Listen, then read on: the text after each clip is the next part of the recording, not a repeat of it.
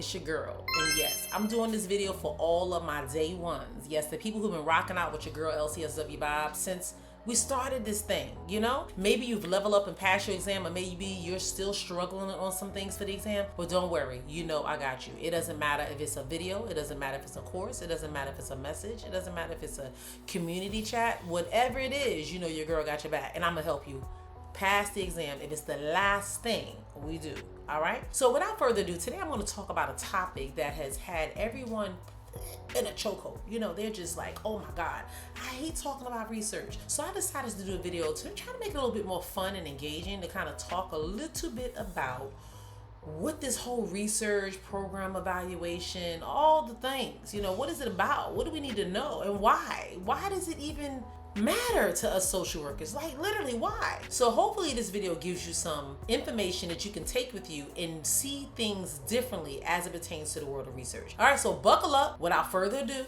get your handy dandy notebook or your sticky notes or whatever it is so we can pass. Look at that LCSW vibes. Yes, a vibe thing, baby. But anyways, make sure you get your stuff. Go ahead, go take a break, go get you some water, you know, whatever you need, because we're gonna buckle up and we're gonna have some fun when it comes to research. I guess we can call it fun. Couldn't think of another word, but we're gonna do something. All right, here we go. As you can see, I'm at the bottom. Yes, I'm a little tiny icon at the bottom. You know, we care.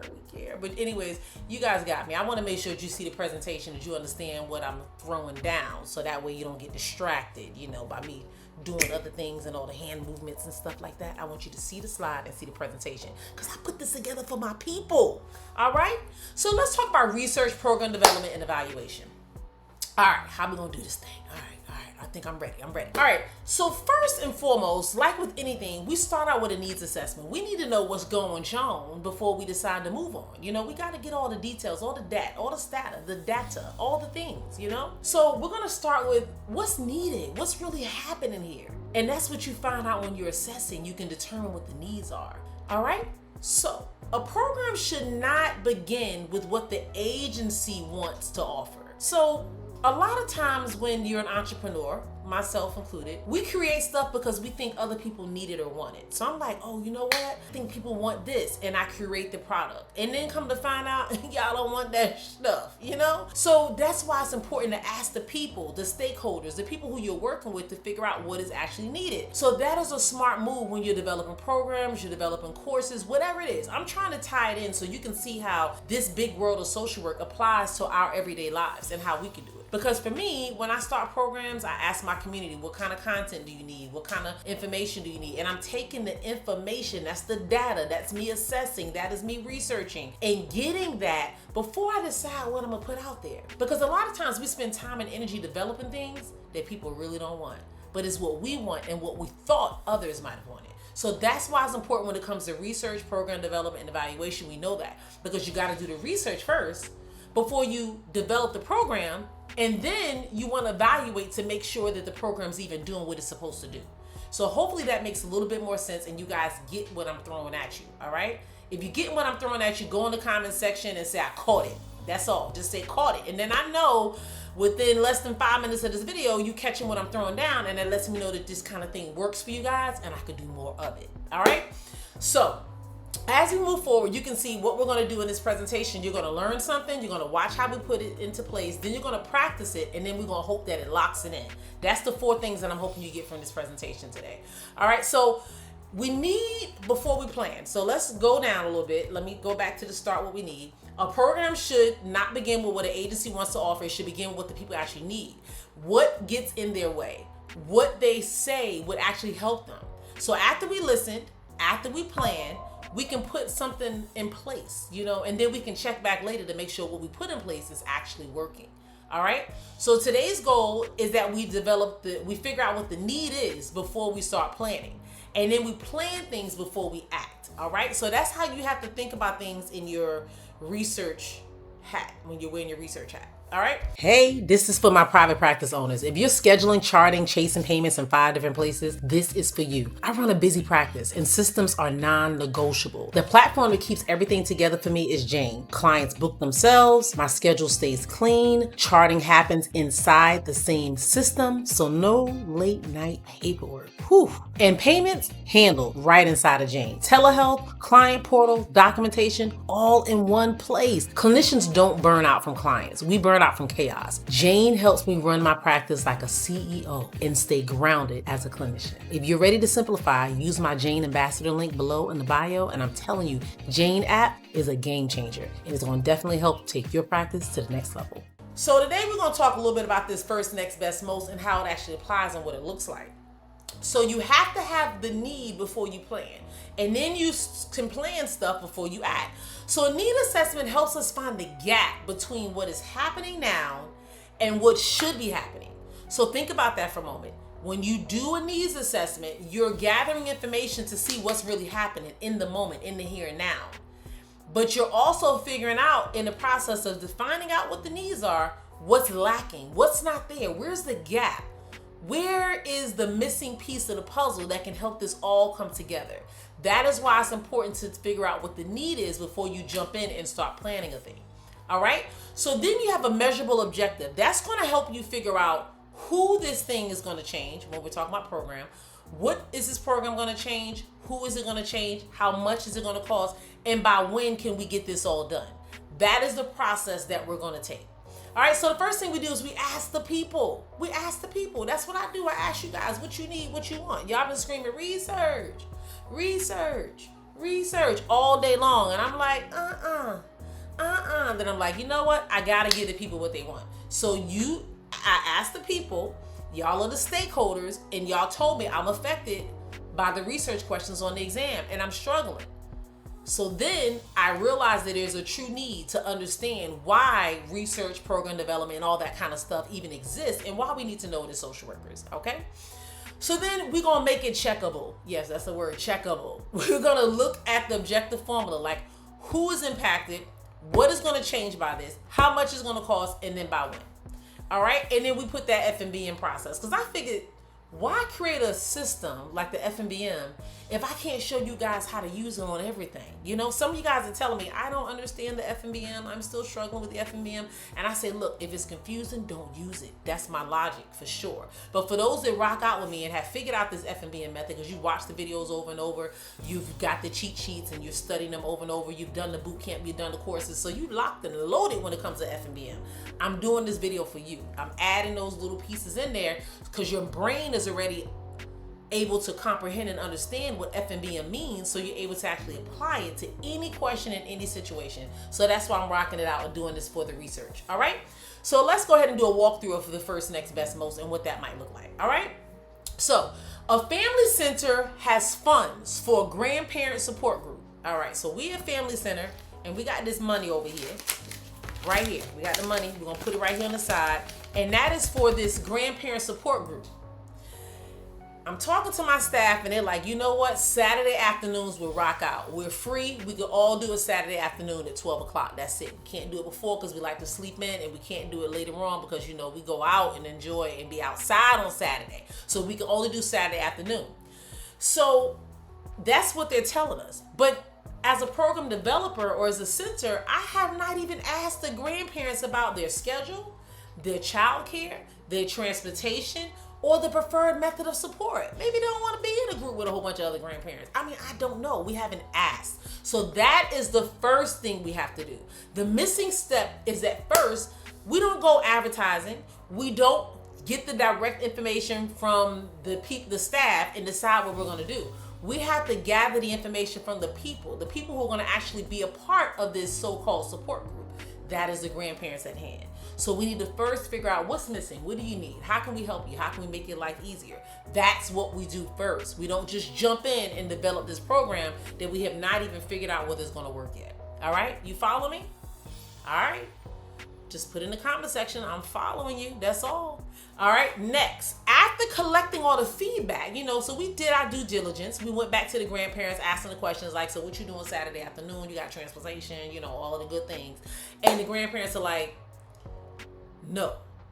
We have our children in vacation Bible study on Saturdays, and they go from 9 o'clock to 3 o'clock, and that's our time to rest, and that's our respite. Ooh, okay, so that ain't gonna work. All right, but we wouldn't know that unless we collected the data and got the feedback from the people who this program is put into place for. All right, so then when we gather the information, we can then choose the time, we can then access the supports, and then we can decide what type of format are we gonna do this group in or a support system with. You know, we're going to do a support system with a group, or we're going to do it with drop-in services, or like meetings where people come in and we just lecture and talk about different topics. Like, how are we going to do this thing to provide the support that they need? That is what we're doing here.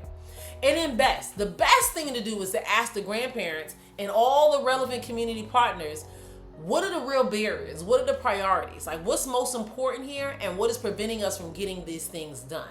That is the best thing to do. And most. What is the most appropriate? What is the most effective? What is the most ethical? All the things. The most appropriate answer is the one that gathers the direct needs assessment before any program type is decided. That is ethical. That is clinically and culturally sound. You don't go out and start doing a thing until you have enough information to decide how the thing needs to be doing or going or put together. Yeah, you guys get what I'm saying. So that is what we want to do. All right. So the model answer, if you had a test question scenario, because I know a lot of times you guys see the question and you just jump for the answer and you're trained to be able to see it, but it's really important to me. And it's important for those that I've done one-to-ones with and I've worked with. So this is a little secret I'm giving you if you haven't done a one-to-one with me. I want you to be able to tell me the answer before you see the answers, because you can look at a question and know from what NASW and what ASWB wants you to do what the answer should be. You should have an idea, a general concepts about what should take place during that stage or what should take place in that question scenario. So in this case, you have a family center, they got funds for a support group, the staff want to do it on Saturdays, we haven't asked the grandparents, we don't know, So what are some things, automatically your mind should go and say, oh hell, before we do that, we need to do this. Before we do that, we need to do this. Oh, this would be the best thing to do, or this would be the most appropriate thing. Your mind should start telling you the different things based on that. So that is why we're walking through the question this way, because I want you to think a little bit further. All right. So then, of course, you will conduct the needs assessment with the grandparents and any relevant community partners. Staff availability is not proof that the community model or whatever program we're trying to utilize will work. All right, the test rewards the step that learns before it launches. You got that? The test, we're talking about the ASWB exam. Yes, that test, it rewards the step that learns a thing before we do a thing. All right, that's basically what it's saying in a nutshell. All right, so let's go ahead and practice a question right quick just to make sure you get what I'm throwing down. All right, so Family Research Agency has funds to start a support group for grandparents raising grandchildren. The program director assumes that a Saturday afternoon group will be most useful because staff members are available there. What should the social worker do first? We talked about it, guys. We know all day. What should we do? Should we reserve the agency room and advertise? Should we conduct the needs assessment with the grandparents and community partners? Should we choose the evidence-based curriculum with the strongest published outcomes? You guys get it. Yes, we are going to conduct a needs assessment. That is what we're doing first. Like, we already know it's the first thing. We can't jump into doing something else until we do this thing. All right, got it. So let's move on to another question. Let's see how you're feeling here. A youth services program notices that recent immigrant adolescents rarely attend its after-school programs. The agency wants to learn why and redesign the program in a culturally responsive way. What is the best next step?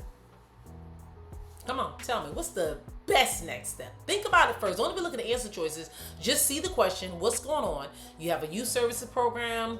You got immigrant adolescents, don't really attend after school programs. We want to learn why they don't attend it, and then we want to redesign the program so we can be culturally responsive.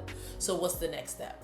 Should we translate the existing flyers and continue the current group schedule? Like, maybe they're not understanding what the flyers are saying, so we're going to translate it. That's A. B, are we going to ask current group members to guess why the adolescents aren't attending? Like, hey, I know you guys are showing up, but why the others ain't showing up? Are we going to do that?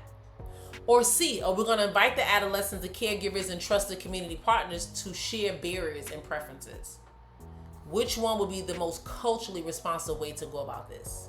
What would be the best next thing that we do based on the information we have in there?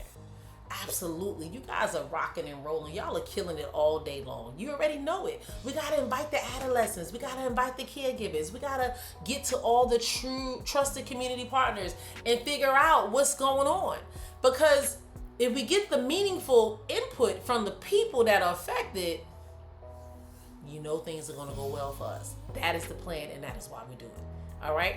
Translation might help, but it assumes the language is the only barrier, and that's the key. Because we're talking about immigrants, you automatically jump in. Some people saying, "Oh man, yeah, if we translated, they'll have a better understanding of it." That's not the case. All right. Let's rock out another question. A community mental health center. Of course, my presentation is covering this part. All right. Sorry about that. A community mental health center plans a 6-week coping skills group for adults returning to work after psychiatric hospitalization. Which statement is the most appropriate program objective? A, by the end of 6 weeks, at least 70% of enrolled participants will improve by 2 points or more on a coping confidence rating scale. All right, is that a good one? Number 2, the center will provide a helpful and welcoming group for adults who need support. What are we thinking? 3, the center will improve emotional well-being in the community. All right, and because I clicked the answer over too quickly, you already know the answer is A. Yes, by the end of the 6 weeks, at least 70% of enrolled participants will improve by 2 points. Because think about it, guys, before I even go on and reading and deep breathing and all that kind of stuff, the reason why this answer is because it's measurable. When you have been in boot camp and you've done other programs, you know that we focus on the SMART goals. You know what I mean? So when something SMART is measurable, you can actually, it's time sensitive. We're able to look at it. So we know at the end of 6 weeks, that's letting us know the time frame. At least 70% of those enrolled, that's a nice percentage. If there's 100 people enrolled, 70%, that means 1, 2, 3, 4, 5, 6, 7, got it. The other 3, they still need a little bit more work. But that gives us an idea. 70% of the enrolled participants are going to improve by 2 or more points on this rating scale. So that lets us know that it's a measurable objective. So yes, by all means, you guys are good to go with that for sure. All right, so as we move on to the next question, I'm sorry, I have to do the recap first and then I can move on. All right, so you just learned how to start with the need, basically. You learn how to start with a need before plan, plan before action. First thing, you conduct a needs assessment with the grandparents and relevant community partners. Ask the people. Stakeholders are the people affected by the program, plus the partners who know the system around them. All right, so that is first and foremost how we're going to lock it in and make sure you understand that we start with the need. So first, what I need you guys to do right now, before I move forward, is go in the comment section and say this was helpful. If it's helpful, then I will move on to module 2 and we're going to break it down and go through it. If it's not helpful, it is okay. It's fine. It's perfectly fine if it's not okay. If it's not okay and you're not getting this and you like another breakdown, just let your girl know. I'll go ahead and do this training for the Lunch and Learn and make sure my peoples get it and we'll rock out from there. But if you are interested and you're like, look, that was helpful, I got it, I want to see part 2, put in the comment part 2 and your girl will have it for you the following week.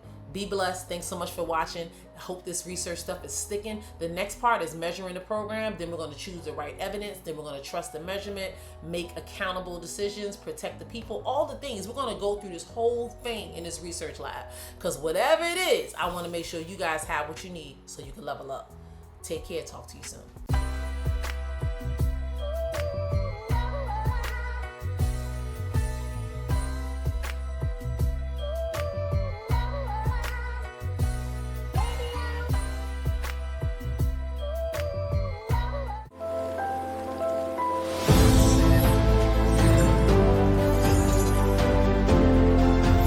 Stop guessing. Start thinking like the exam.